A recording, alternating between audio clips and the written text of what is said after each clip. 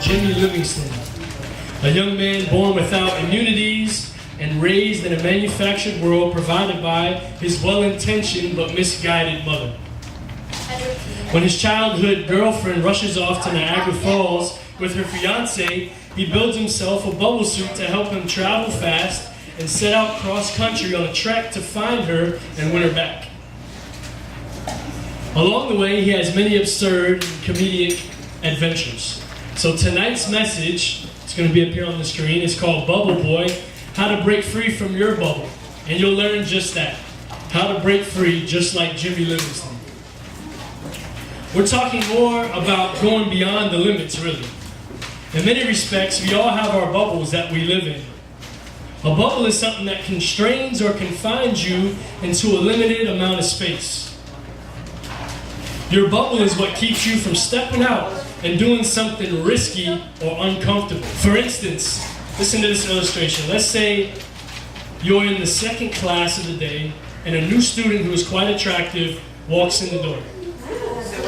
Your teacher is getting all the details from the guidance counselor and you're thinking, wow, what I wouldn't give to spend a little time with him or her. Just then the teacher asks, who would like to let our new student shadow them and tour the school for today?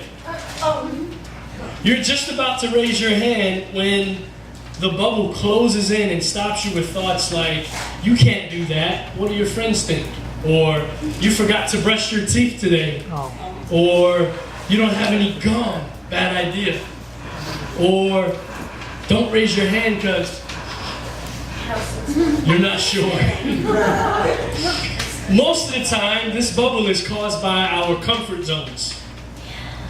We stay in those zones where we're comfortable. To get outside that zone or that bubble would cause us discomfort, embarrassment, or a raised heart rate, and we don't want those things.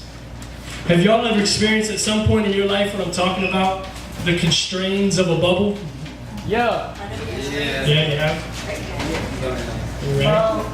You want to share anything? Is that your bubble? Not wanting to share? Can't get out. Can't get out. Confinement? Alright, don't share. Go ahead. I hate speaking in public. You just did. Yeah, I know. You're doing good so far. And last night I had a class and I had a presentation and I hated that and I stuttered so much and I absolutely hated it. But every time class you have to do that. So I have to do it. I have to learn how to get out of it. But I can't. I always get I get anxiety from it. Thanks for sharing. Kind of Want to share? Yeah. Go ahead, we'll take one more. Go ahead. Alright. Scared of clowns. I'm gonna get a clown. And over the summer, to get over my fear, I read It. It didn't matter. I ended up going to the bathroom with a knife. See, that's the reason I'm afraid of clowns. That's a So that's story. what I do. Alright, we gotta keep going. Live turkeys. Live turkeys. Okay. Really? Alright, listen up. Maybe it's just that we're afraid or nervous about doing something that we're not used to doing, right? But we can't let fear or nervousness stop us from breaking free of our bubbles. Yeah. Let's talk about some steps to breaking free. One of them, it's going to be up here on the screen, dream about what's outside. That's one of your fill-ins. The first step to breaking free of the bubble is to realize that there's more out there for us to experience and gain from than what we currently have. So the feeling is more. There's more out there for us. As Jimmy Livingston is living in his plastic bubble world, we see one instance where he looks out the window and sees a whole new world open up to him. The girl next door, Chloe. Girl next door. And until he realizes that he'll never have what he wants while he's living in his bubble, he'll be content to stay there. If you have your Bibles, turn to Mark 10, 46 through 52. It's going to be up here on the screen as well. And basically, it's a story about a blind man named Bartimaeus. And Bartimaeus wants to be able to see. And so I'm going to go ahead and read it for you guys. Here's what it says. And so they reached Jericho. Later, as Jesus and his disciples left town, a great crowd was following. A blind beggar named Bartimaeus, son of Timaeus, was sitting beside the road as Jesus was going by. When Bartimaeus heard that Jesus from Nazareth was nearby, he began to shout out, "Jesus, Son of David, have mercy on me." "Be quiet," some of the people yelled at him. But he only shouted louder, "Son of David, have mercy on me." When Jesus heard him, he stopped and said, "Tell him to come here."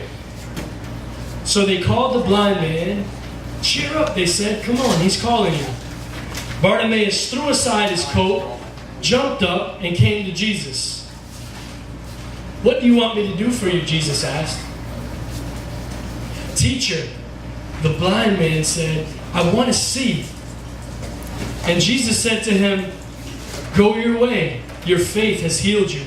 And instantly the blind man could see. Then he followed Jesus down the road. So here's blind Bart, just sitting beside the road when Jesus walks by. Now, if Bart were comfortable with his situation, he would have said nothing. He may have asked for money because he was a beggar, but he would have said nothing about his blindness. I think this man really wanted to see. He wanted to see so bad that when he heard Jesus was nearby, he shouted at the top of his lungs, "Son of David, have mercy on me." And when the people told him to shut up, he shouted even louder. I think this man would have leaped out of his bubble. At any other point in his life, when people told him what to do, he probably did it. If they told him to be quiet, he probably shut his trap. But not that day. That day, he was breaking free from his bubble. And when he went after what he wanted, he got it. When he broke free from his comfort zone, he got it. Do you think he would have ever been healed if he had said nothing? No. Would he have been healed if he didn't do something drastic to get Jesus' attention? I don't think he would have. Well, maybe there's something that you want, but your bubble is holding you back. Think outside the bubble. Which brings me to my next point. Another thing you have to do is count the cost. The second step to breaking free from your bubble is count the cost, or in other words, be prepared or make a plan.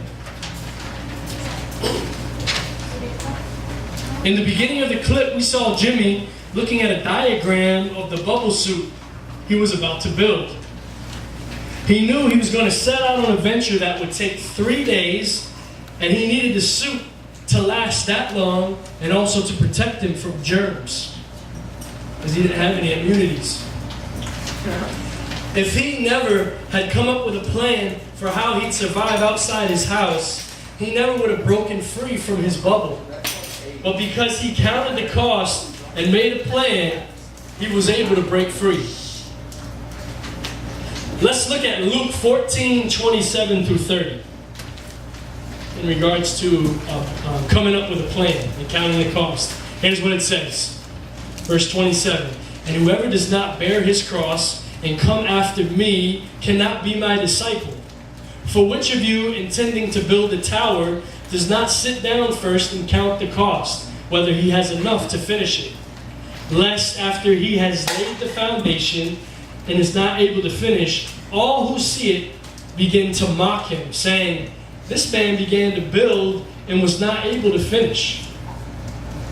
Here's one of your fill-ins. If you're going to build something, you have to make sure you're going to have all the supplies that you need. And followed by another fill-in. If you're going on a trip, you have to make sure that you've packed all the things you're going to need. Also, when you're going after something that you want, you'll need to have a plan. How am I going to break free? So write it down. Write down your plan. How am I going to break free? How am I going to break free from my bubble? For some of you, your bubble may be the sin that you're caught up in.